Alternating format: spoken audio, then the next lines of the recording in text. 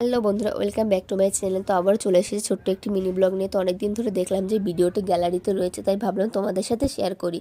তো মা আজকে ডালের বড়ি দিচ্ছিলো। তো প্রথমে তোমরা দেখতেই পেলে যে মা প্রথমে চাল কুমড়োটা কুড়িয়ে নিয়ে এসে তারপরে সব কিছু রেডি করে নিয়ে ছাদে উঠে গেছে।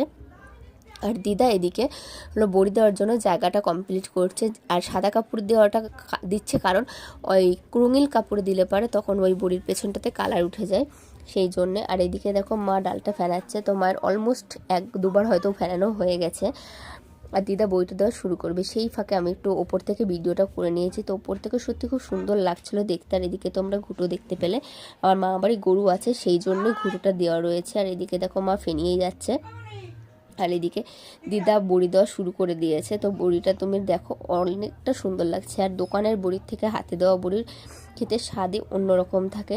তো তোমাদের যাদের বাড়িতে বড়ি দেয় অবশ্যই কমেন্টে জানাবে। তো ওকে, বাই বাই, আজকের ভিডিও।